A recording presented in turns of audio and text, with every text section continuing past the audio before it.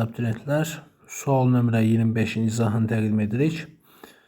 Baş Qafqaz və Zəngəzur silsilələrinin fərqli xüsusiyyətlərini müəyyən edin. 1. Dağ buzağına malikdir. Deməli,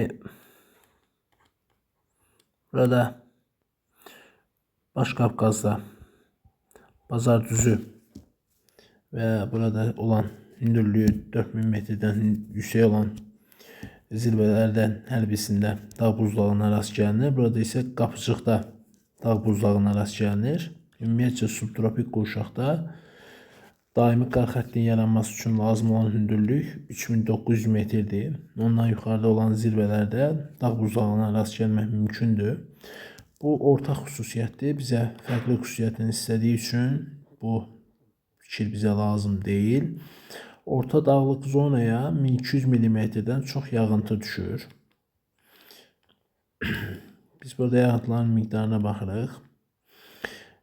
Naxçıvan ərazisində yağıntıların miqdarı 900 mm-ə qədər düşür. Böyük Qafqaz ərazisində isə 1400 mm-ə qədər yağıntı düşən ərazilər mövcuddur. Bu fikir fərqli xüsusiyyətli olduğu üçün doğru götürürük. Yerləşdiyi təbii vilayətin ən hündür zirvəsi burada yerləşir.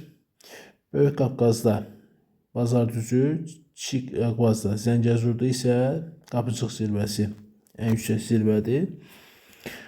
Bu ortaq fikirdir. Ona görə biz bu fikri götürmürük. Maqmatik suxurlar geniş yayılmışdır. Bildiyimiz kimi maqmatik suxurlar Kiçik Qafqaz ərazisində, yəni Zəngəzur silsiləsi Kiçik Qafqaz tektonik qalxmasına aid olduğu üçün bu ərazidə maqmatik suxurlara rast gəlmək mümkündür. Ancaq Böyük Qafqaz ərazisində maqmatik suxurlar yayılmamışdır. Bu fərqli xüsusiyyətdir. Bizə lazım olan cavabdır. Bütün fəsillərdə bol rütubətli soyuq iqlim tipi yayılmışdır. Biz buradan baxaq. Bütün fəsillərdə bol rütubətli soyuq iqlim 8 rəqəmi ilə ifadə olunub. Bu yalnız Böyük Qafqazın cənub yamacında yayılmışdır. Fərqli xüsusiyyət olduğu üçün bu fikri götürürük. Su ayrıcı boyu dövlət sərhədi keçir. Baş Qafqazın su ayrıcısı Rusiya ilə sərhəddə. Zəngəzurun su ayrıcısı isə Ermənistanla sərhəddə yerləşir. Ortaq fikirdir. Ona görə bunu doğru qəbul etmirik. 2, 4 və 5 bizə lazım olan fikirlərdir. Doğru cavab 2, 4, 5.